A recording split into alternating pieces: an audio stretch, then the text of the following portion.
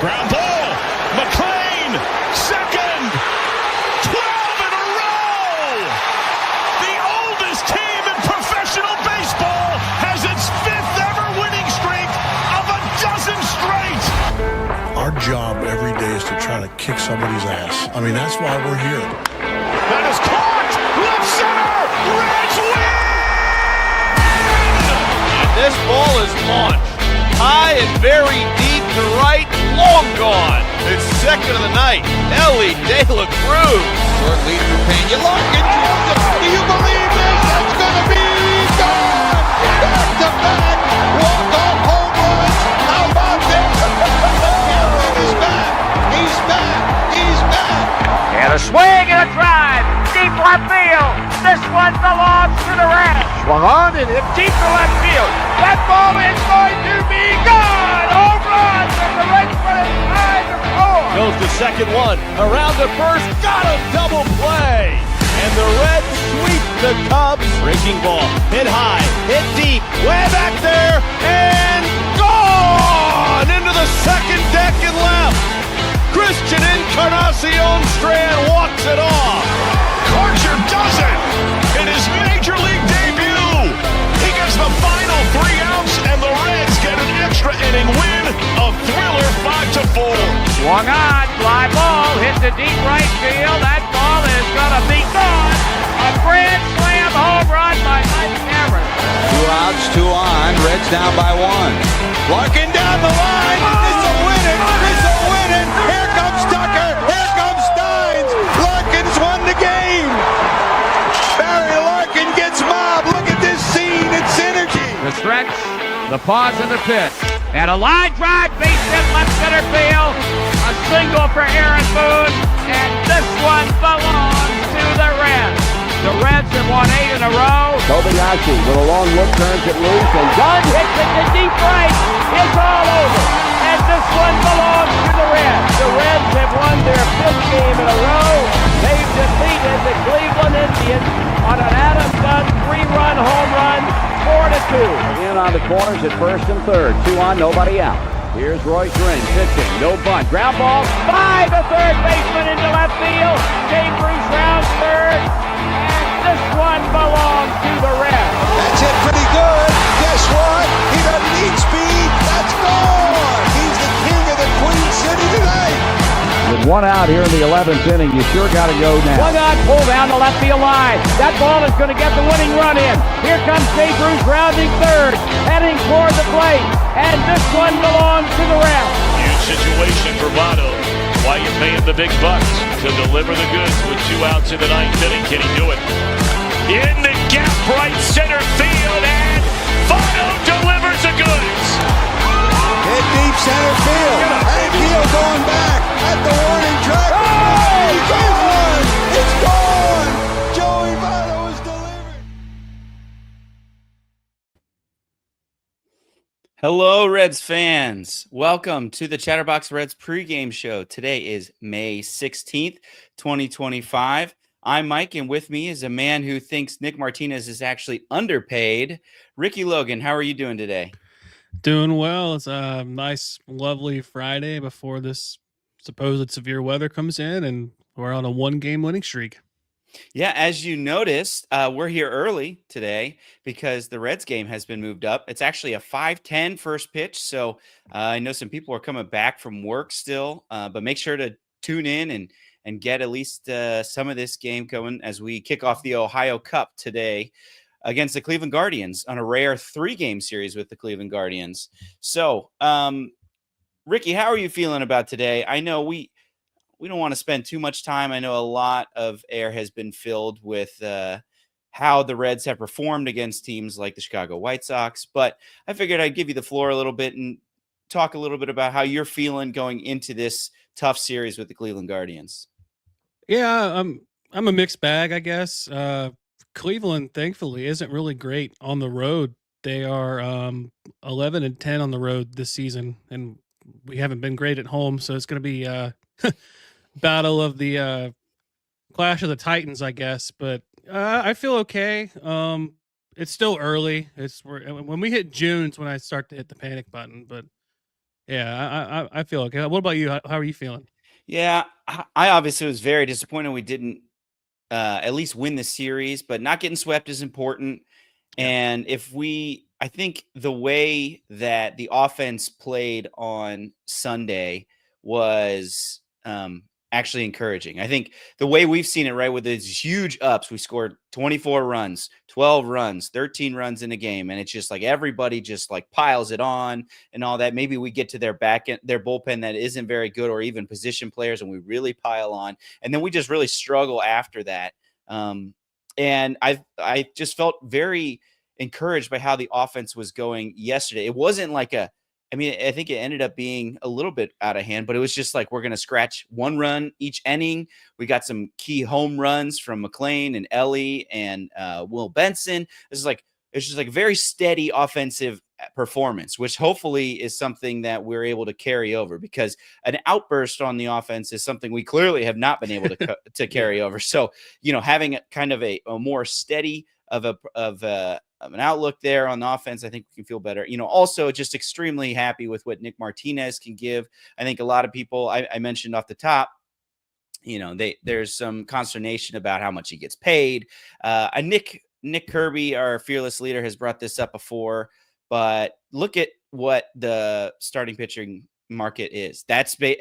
His is a little bit higher than what some of the other people that got 1 or 2 year deals, but all the people around him, Frankie Montas, Max Scherzer, these are all people that signed for around the same amount, and they're all hurt.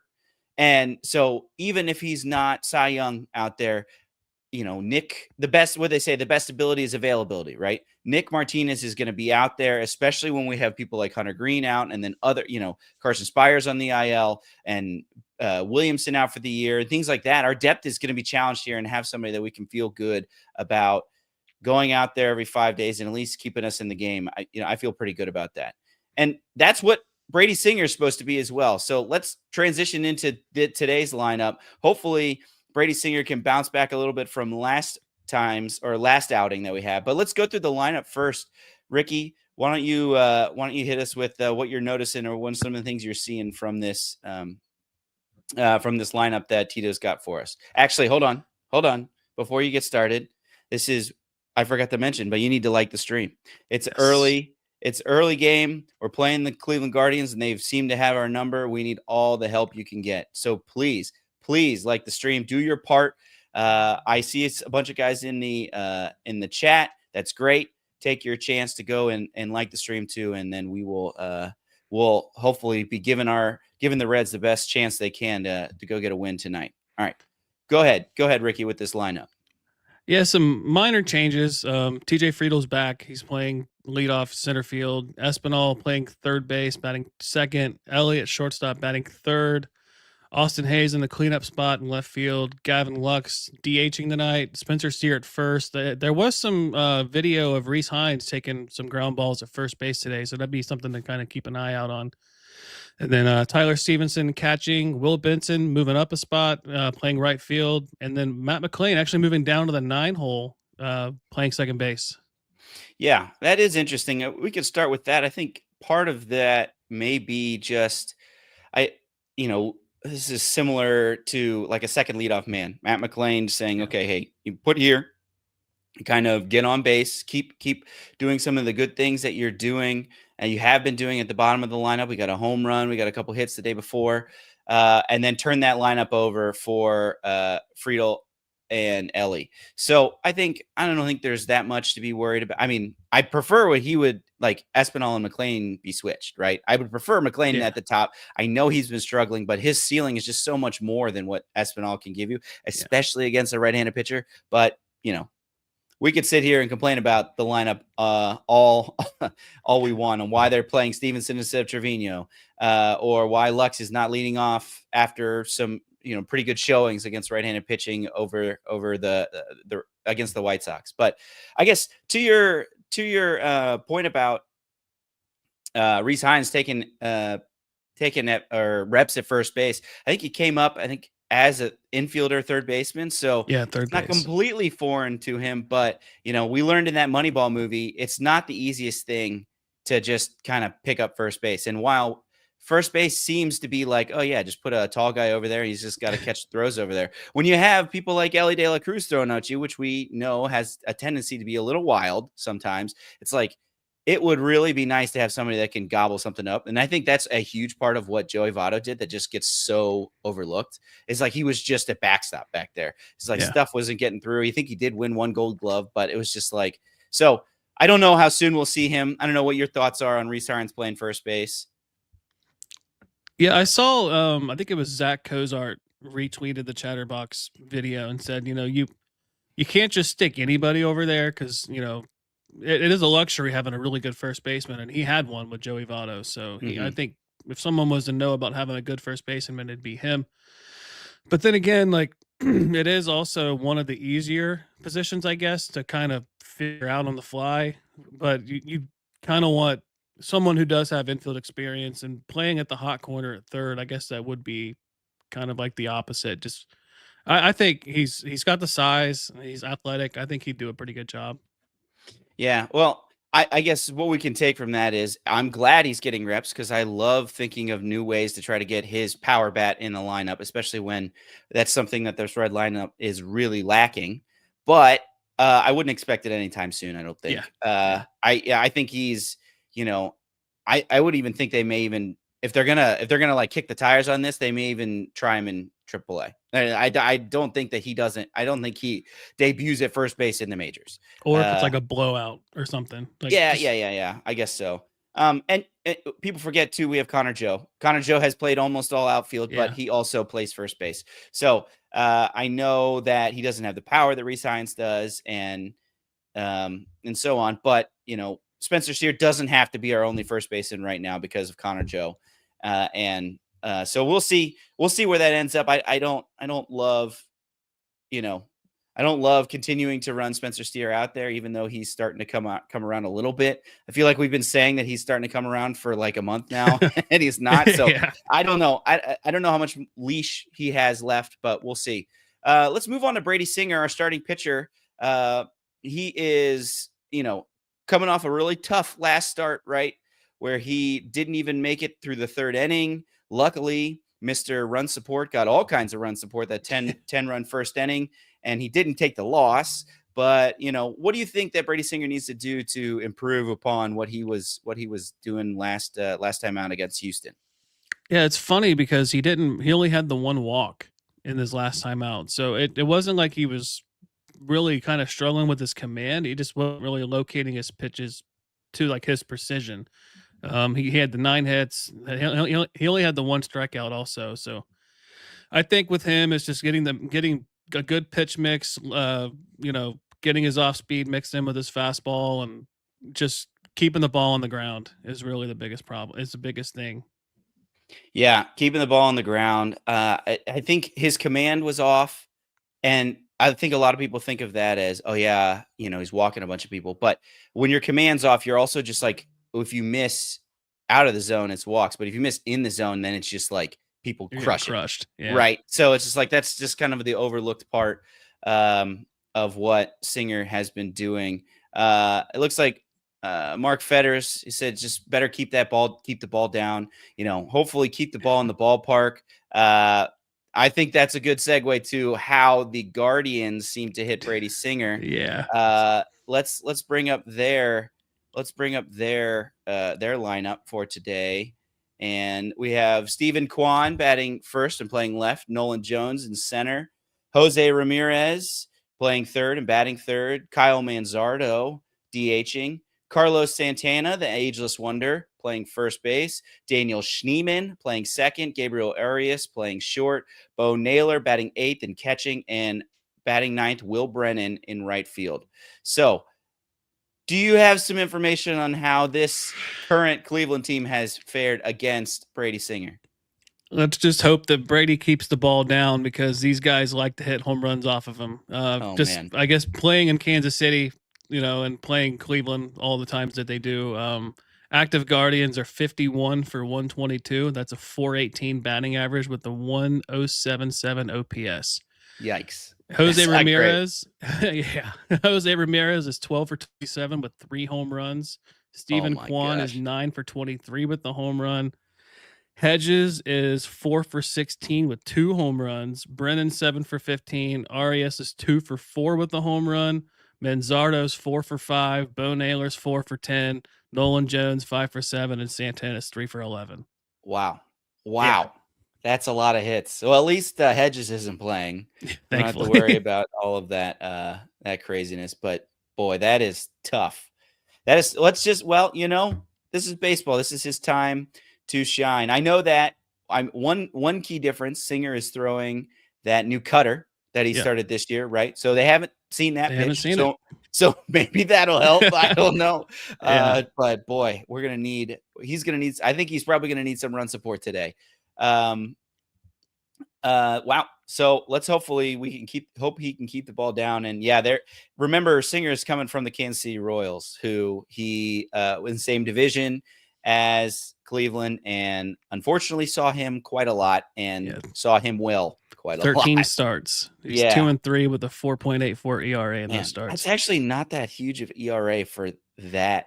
For what the stats are, I thought it would be way more. So he's like giving up a bunch of hits. Yeah, I mean, and home runs. I don't know. That's interesting. But solo shots apparently. Apparently. Yeah. Well, let's hope that he can limit the damage today. So let's talk a little bit about their starting pitcher, Tanner Bibee. He is a right-handed pitcher, and we faced him a couple times last year.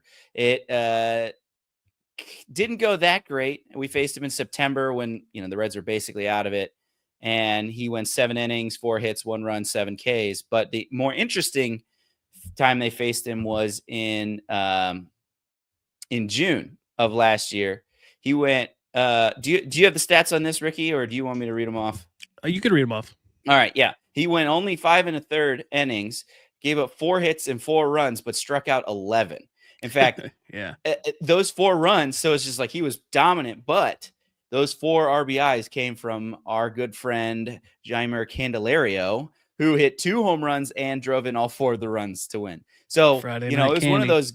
I know. So it was one of those games where it's like this is why we signed this dude, right? He can carry us. He can show power. He can carry us to wins. It was like because of him and the way the bullpen and Lodolo pitched that's a win. And unfortunately, he's hurt. For Friday Night Candy, we're not even going to be able to get to experience that. I think we're the only 2 people that are excited about Candelario left in the Reds fan base. But boy, it would be great if we could bring him in here for 4 more RBI, because it seems like the Reds are going to need it. Yeah, to be fair, on Friday Night Candy, he's performed when we talk about him. So great point. Going back to Tanner Bibee, like he's 3-3 on the season with a 3.80 ERA and 8 starts this season. He's made 8 starts this season. In 6 of those, he's allowed just 2 runs or less. But in the other 2, he's given up 4 home runs and 7 earned runs in a start against the Angels on April 5th, and 3 home runs and 6 earned runs in a start versus Baltimore on the 17th of April.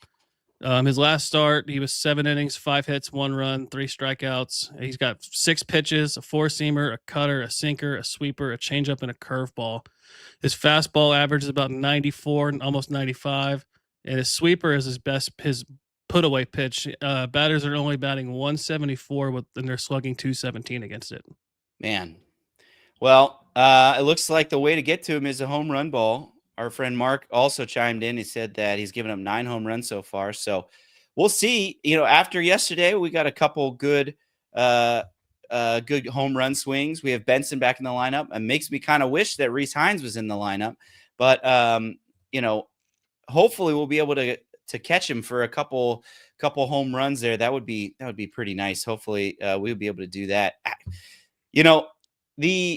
It's interesting because I looked into Tanner Bibee, and it looks like he's added this sinker that has been pretty good this year. Sinker obviously being the opposite of his 4-seam fastball, where it runs a separate way but is almost the same velocity.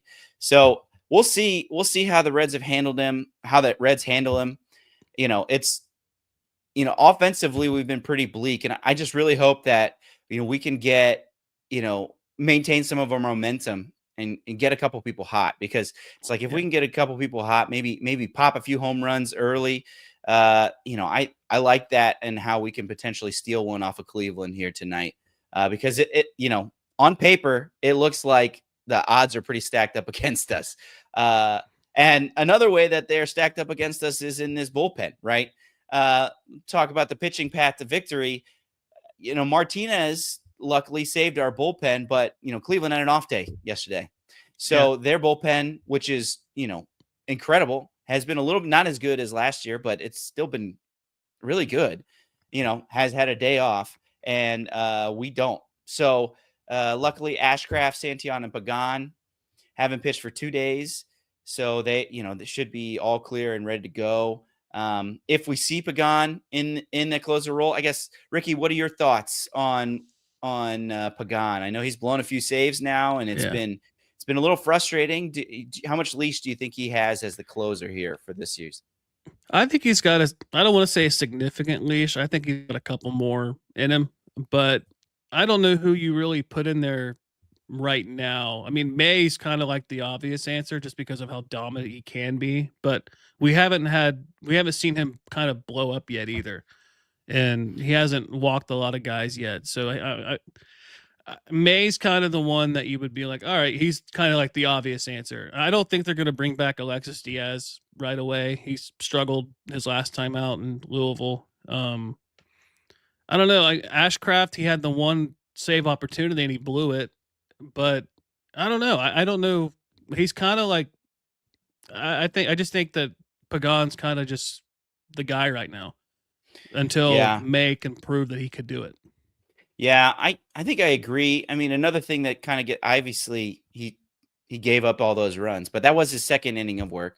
A lot of people forget about that.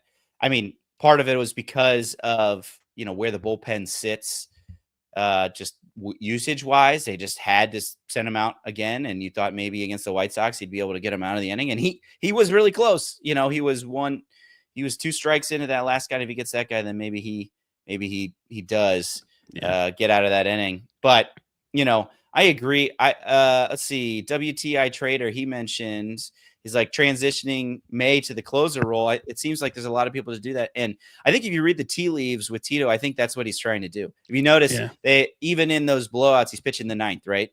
And he's slowly easing him into high leverage situations, which that's where having somebody like Tito is just invaluable, right? Yeah. He understands that part. He's been around the game. He's transitioned many people to the closer role, even in his career. So I like that aspect. We can get mad about lineups and all that kind of stuff all we want, but I think that handling that type of thing is something that I just very much trust Tito on.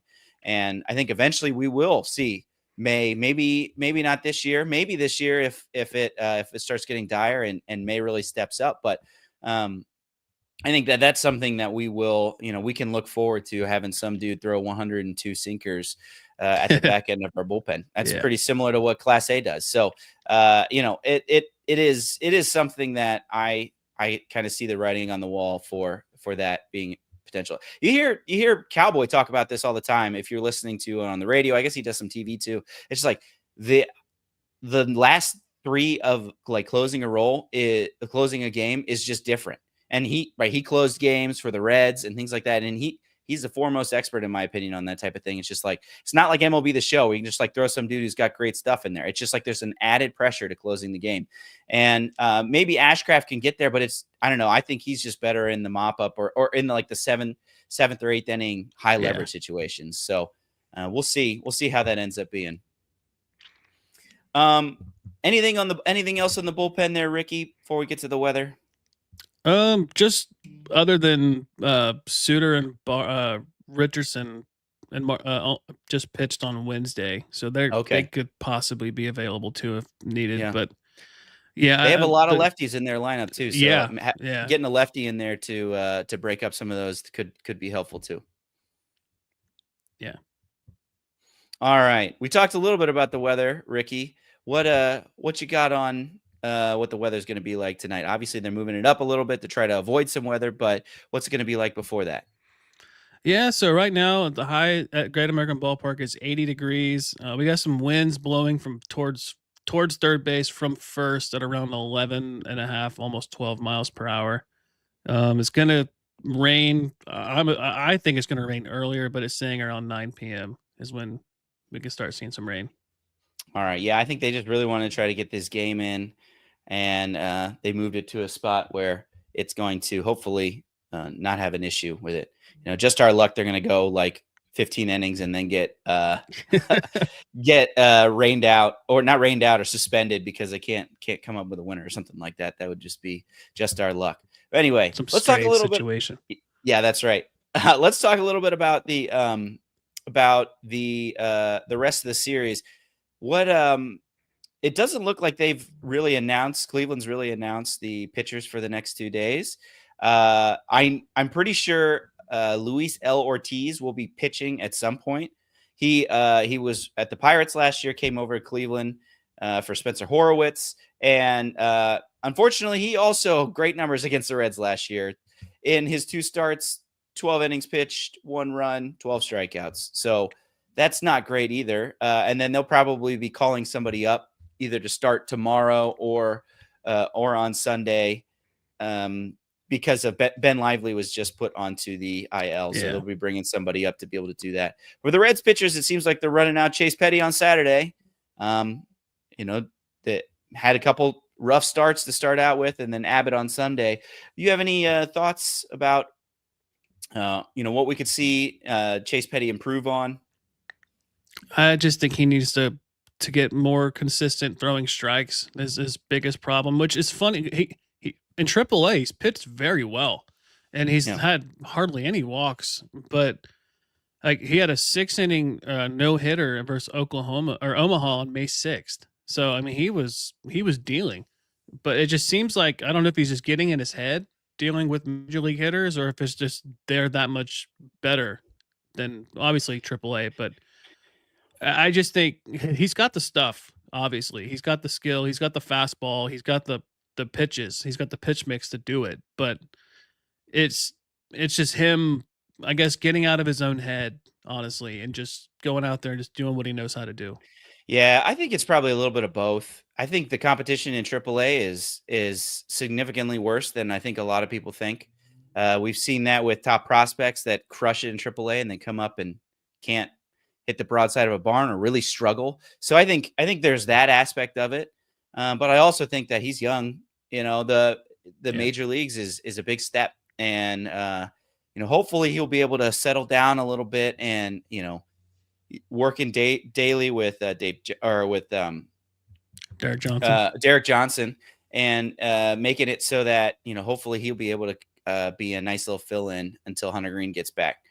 And then Abbott, obviously coming off a great start, still took the loss because the Reds couldn't find any offense, but he's just been real steady for us, and I'm excited to see what he is able to continue to do for the Reds here and the rest of this season.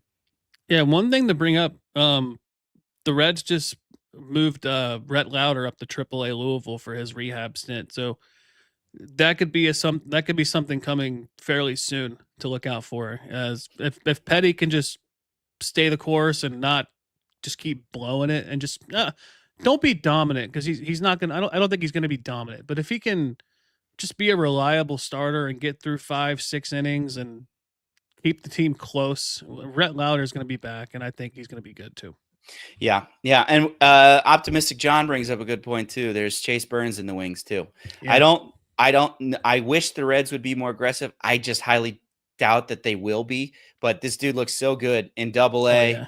Like he looks very good, and so. It's unfortunate that we can't use that depth like right now when we need it. But, I feel okay about, if Hunter Green truly only misses a couple starts, I feel okay about where Chase Petty is, because it's like we got people ready for him. And if he can continue to develop, I think he can be a really good piece for the Reds in the future. All right, let's talk a little bit about the NL Central as we're getting close to game time. I know we had to start a little bit later, and the game's starting here soon. So let's begin to wrap this up with the NL Central. Yeah, with the Cubs, the last time I checked, they were leading the White Sox 6-3. They're leading the division at 25-19. St. Louis plays tonight against Kansas City at 7-10. They are 24-20 in second place. Milwaukee's 21-23. They are a half game ahead of us. They're playing a red-hot Minnesota team, so let's hope that Minnesota can stay hot just a little bit longer. And Pittsburgh, they're taking on the Phillies, and they are 15-29. Man, it'll be good when we get to play them again. So what is your what to watch for, Ricky? We're getting up to game time. What do you think? What's something that you have that you would like them to watch out for? Yeah, I interviewed Justin Latta of the Locked On Cleveland Guardians podcast on Wednesday, and he had mentioned that, analytically you want your best hitter batting second, but with Cleveland they have José Ramírez batting third.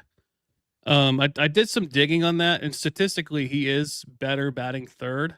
Let's see. In his career batting second, he's batting 257. And then batting third, he's batting 286, and he's batting 326 this season. So I wanted to tie that into Elly a little bit, because people clamor for Elly batting leadoff or batting second, which I don't totally disagree with, but I don't think batting third for Elly is actually best statistically for him. Batting second, or no, here, and batting second. No, I'm sorry. Batting cleanup, Elly's batting 280 with 4 home runs, 10 doubles, and that's in 183 plate appearances. In 254 plate appearances, batting third, he's batting 233 with 10 home runs and 9 doubles. Batting second, he's batting 256 with 18 home runs and 60 RBIs. And then he only hit leadoff in 2023, and he hit 207 in 96 plate appearances. So it seems like Elly would actually benefit more either batting second or cleanup, just based off the numbers by themselves. Yeah, I think there is a feel to it as well. Obviously I'd like my best hitter to try to get more at bats, but if he doesn't feel comfortable that way, then, I want to put him in the best position to succeed. If that's how it is, and that's how it continues to be, at this point, I'm done being frustrated about it. It's just like, that's how it goes, and that's how we're going to be with it. And there's nothing I can really do about it. I just want to see production from anywhere in the lineup at this point, because we need all that we can get. My what to watch for is actually a couple milestones coming up. So Spencer Steer actually has 49 home runs. So if we can get a Spencer Steer home run tonight, he'll hit his 50th home run in the big leagues, which doesn't seem like much, but for our team is actually there's not very many people that have 50 home runs, just because they're young and they're we're up and coming. So that'll be good for him. I was actually shocked that he had that many. It's pretty cool that he's been able to really tap into some power in his short early season. And then Elly is only 4 hits away from 300. Do I think he's going to get 4 hits tonight? That'd be great, but he might not. But just be aware, if he's triple away from the cycle, he's also a hit away from getting his 300th hit, which is pretty cool for somebody who has brought a lot of joy to the Reds. I saw a stat out there about, him being, I don't have that off the top of my head, but being one of the fastest people to do that with a certain amount of RBIs and stolen bases, which is awesome. Just a nice reminder. It's like, even though Elly's struggling, his struggling is what most people would die for in the majors. Oh, yeah. So hopefully we'll be able to get him even hotter than he already is. All right, tonight, time to get out our magic 8 ball, our crystal ball, and pick our scores. We're getting close to game time, so we'll hurry it up here. Post them in the chat. We've had a few so far. I saw a 10. Where is that? 10-5 Cleveland. I saw a 5-4 or a 10-5 Reds beating Cleveland, and then a 5-4 Reds, the Austin Wins fan club. Maybe Austin Wins pitch hits and hits the walk-off home run. Yes. What about you, Ricky? Where are you standing on tonight's score? Well, based off our history against Tanner Bibee, Elly's 0 for 6 with 5 strikeouts against him. I think it's going to be a low-scoring game. I'm going to go 2-1, but I'm going to pick the Reds on this one. All right, 2-1 Reds. And I am going to disagree, and I don't think it's a low-scoring game. I think that Brady Singer maybe doesn't give up 8 runs, but I think he gives up a few. And the Reds tag Bibee early with a couple home runs to really get it going, and it becomes a bullpen game. And I think the Reds pull one out 7-5. So I think I can't go against the Reds here, even though it seems that way. The numbers seem to point that way, but I really think, that's baseball. So here's some numbers. Cleveland is 10-5 in their last 15 games, and the Reds are 5-10 in their last 15 games. The Reds haven't won the Ohio Cup since 2014. Brady Singer's current Guardians off Brady Singer, like we said, is 418, and the current Reds off of Tanner Bibee is 161. That's their batting averages. So it is stacked against us, guys. But this is exactly when baseball says, just kidding. We got to bring everything back to the mean, and the Reds get a win. So that's what I'm saying. 7-5 Reds. We got WTI Trader with a 6-3 Reds. Optimistic John not being so optimistic, saying Cleveland won nothing. But hey, if that happens, I'll be really, really sad, and so will Eric and Corey T, who will be doing the post-game show for us today. So make sure you join them. Depending on how long this game goes, it will probably be sometime around 7 to 8 o'clock. So hopefully we'll be able to see happy Eric and Corey T. Phillips for their game. And we got one more in here. We got 4-1 Reds. I still appreciate everyone still wants to see this Reds team win. I know, John, you think it's going to be 1-0 Cleveland, but you would absolutely take the Reds winning. So hopefully we are able to send them off into some positive and get this game, get this first win of the series here. So before we head off, Ricky, I need you with one more Go Reds, and then we'll send it off to the broadcast crew. Let's go Reds.